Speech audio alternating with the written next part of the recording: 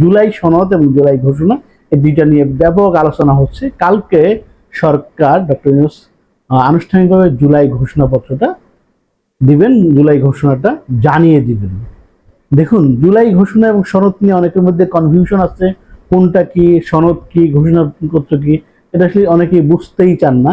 আগে তো বুঝতেই না, এখন কিছু মানুষ বুঝতে পারেন, তারপর একটা মাধ্যমে আরেকটা গুলিয়ে ফেলেন। যেমন জুলাই ঘোষণাটা কি, গত জুলাইয়ে যে ছাত্র আন্দোলনটা হলো, ছাত্র এবং জনগণের আন্দোলন হলো, গণ অভ্যুত্থান হলো, সেই গণ অভ্যুত্থানে পালিয়ে যাওয়ার বিষয়টি সুস্পষ্টভাবে উল্লেখ থাকে। কারণ গণ অভ্যুত্থানে শেখ হাসিনা পালিয়ে যাবে, প্রধানমন্ত্রী যে পালিয়ে যাবে, এটা কিন্তু সংবিধানের নাই। এটা সাংবিধানিক একটা স্বীকৃতির জন্য জুলাই ঘোষণাটা লাগবে। এবং এই জুলাই ঘোষণা যে আগামীকাল ডক্টর ঘোষণা করবেন, সেইটা কার্যকর হবে গত বছরের 5 আগস্ট থেকে, মানে 36 জুলাই থেকে। জুলাই ঘোষণায় মোটামুটি 26টি দফার মতো থাকবে। এখানে গত সরকারের, শেখ হাসিনা সরকারের গুম, খুন, দুঃশাসন, আয়নাগর, সেই বিষয়গুলো উল্লেখ থাকবে।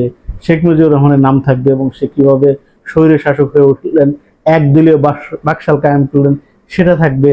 জিয়াউর রহমানের বহুদলীয় গণতন্ত্র থাকবে। খালেদা জিয়ার আপোষহীন নেত্রী, তিনি যে ভূমিকা পালন করেছেন, সেটা থাকবে। ইভেন এই ছাত্ররা যেভাবে আন্দোলন করলো, যেভাবে নেতৃত্ব দিল, এই ফ্যাসিস্টকে বিদায় করে দিল, সেটা একটা খুব ভালোভাবে উপস্থাপন থাকবে। এবং আগামী বাংলাদেশটা কেমন হবে, শোষণ এবং বৈষম্যহীন হবে, সেই বিষয়টা জুলাই ঘোষণায় থাকবে। দেখুন, এই জুলাই ঘোষণাপত্র যদি সংবিধানের স্বীকৃতি না থাকে, তাহলে কিন্তু পরবর্তীতে যদি আবার ফ্যাসিবাদ ফিরে আসে, তারা কিন্তু এটাকে চ্যালেঞ্জ করতে পারবে এবং চ্যালেঞ্জ করে এই সরকারটাকে, এই শাসনটাকে অবৈধ ঘোষণা করতে পারবে এবং রাষ্ট্রদ্রোহে বিচার করার সুযোগ পাবে। ফলে সবাই সর্বসম্মতি ক্রমে এটাকে সাংবিধানিক স্বীকৃত করার ব্যবস্থা করা হয়েছে। যদিও বিএনপির পক্ষ থেকে আপত্তি রয়েছে, এটা সাংবিধানিক হবে না, তারা রাষ্ট্রীয় করতে চায়। জানি না কেন করতে চায়, তাদের কি কি মোটিভ আছে সেটা নিয়ে, বা কেউ কেউ সন্দেহ করতেছেন বিএনপি কি তাহলে এটা নিয়ে যারা এই সময় ক্ষমতা ছিল তাদেরকে ধরবেন, বা এরকম কোনো চিন্তা থাকতে পারে। We don't know. আমরা আসলে বিএনপি হয়তো বিষয়টা বুঝতেই পারেন নাই। বিএনপি 5ই আগস্ট আসলে একটা যে প্যারাডাইম শিফট হয়ে গেল, সেটা হয়তো ধরতে পারেননি। তারা পুরনো রাজনীতিটা করে যাচ্ছেন, সেই জন্য তারা এখনো এই জুলাই সনদটা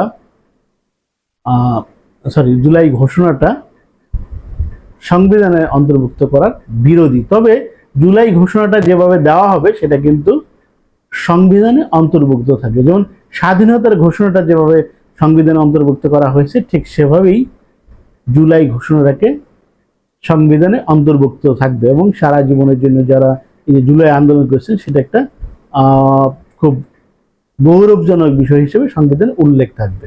আর জুলাই ঘোষণাটা অনেকেই বলেন জুলাই ঘোষণা তো হয়ে গেল, জুলাই সনদটা কি?